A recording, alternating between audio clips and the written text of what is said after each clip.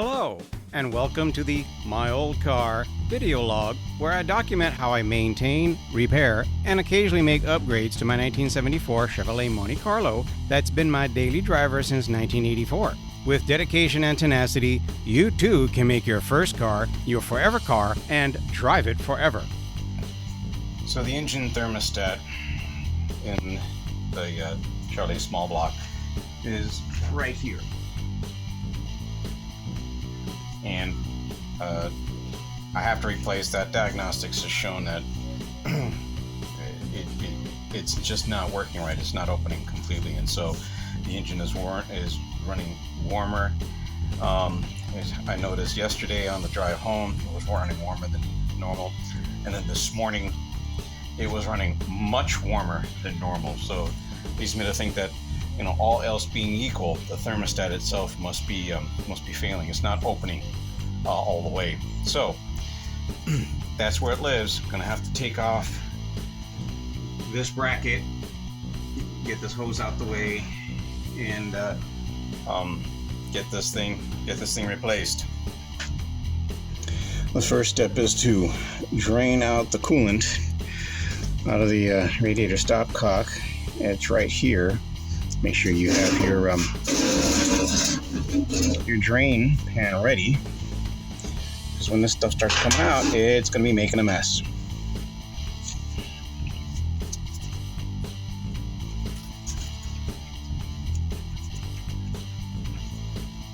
Okay, right now it's not really flowing, but once I open up the radiator cap, it should start flowing.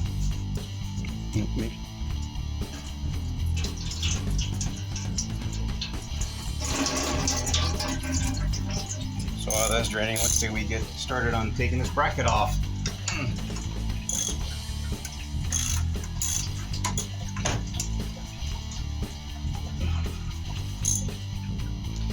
Now with the radiator mostly drained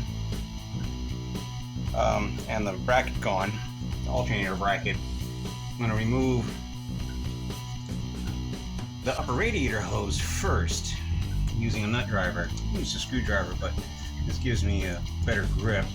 And what I did was, after I removed the alternator bracket, I finger tightened the nut that's back here, or the bolt I should say, that bolts the housing into the intake manifold. So that way, as I turn on this and pull it out, it won't also pull you can already see it's starting to move, but it won't pull the alternator or the cover off. There we go. That's nice and loose. Go ahead and, like to risk a mess, I'm going to put this paper down there and start collecting any sort of runoff coolant. There we go.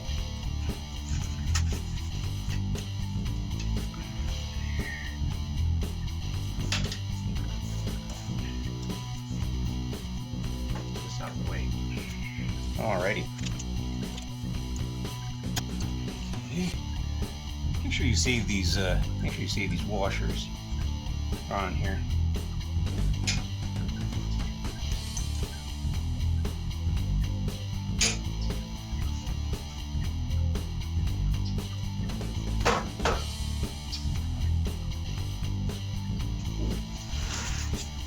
Going to be a little stubborn.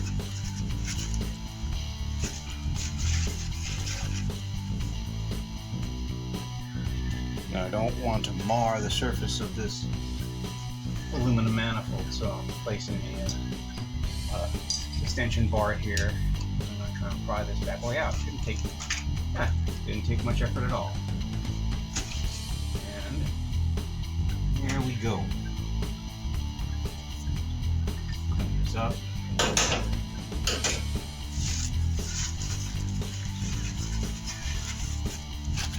Alright, gonna need to do some more thorough cleaning before we do our reinstallation.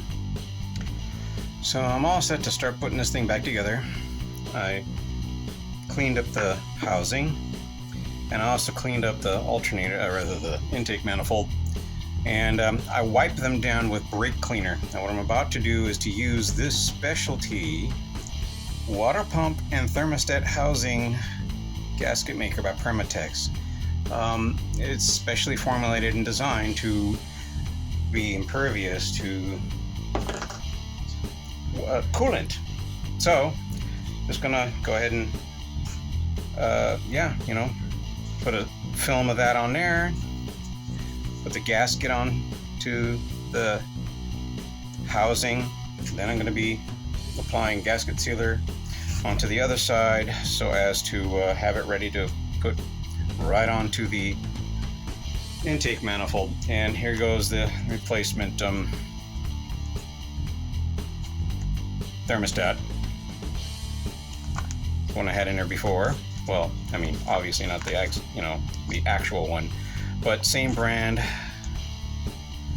and same temperature range. I use a 180 degree temperature range. So let's get started. All right, we're going to put some sealer on here. This on there. There.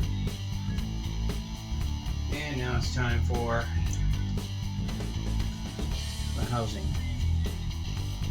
Get this all lined up.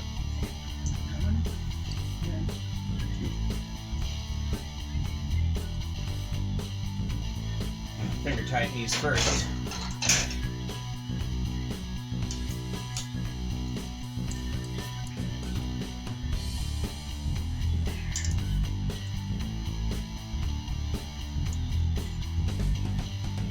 There we go.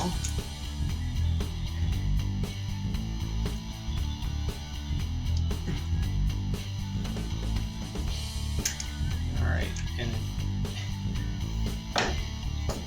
it does not escape me that I need to put the bracket back on over there.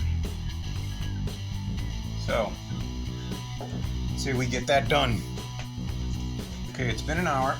Time to torque this down. Specs say 35, but since this is an aluminum manifold, I'm only going to torque it down to 25.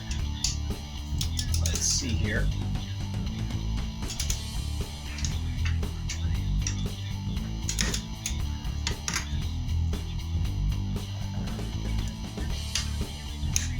There.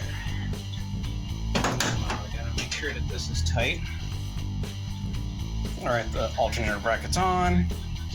The belt's all retightened. Everything's good. Let's get this radiator hose back on here and tighten down. Handy dandy nut driver. I prefer these over a regular screwdriver because you just grasp onto the ends of these way better and don't slip and all of that.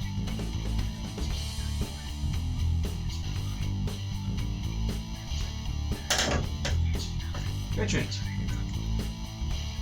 All right. Now we turn off the stopcock, close it up, take the coolant that we collected in the pan, and then put it back in the radiator. Maybe start it up, make sure there aren't any leaks. All right, I started her up and run her for a while. She is up to temperature and been running for maybe about 5 minutes or so. Maybe closer to 10. As I said, the thermometer I put in there is a 180 degree thermometer. Let's see what the handy dandy thermometer reads.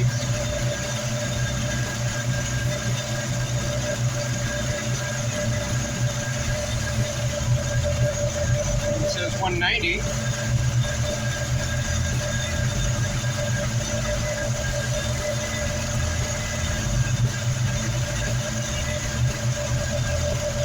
Seems to be fluctuating between 190 and 181.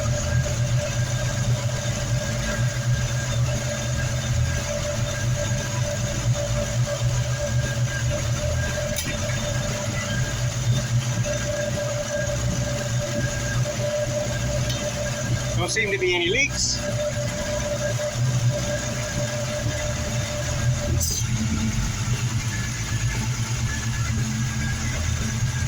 just shut the AC off.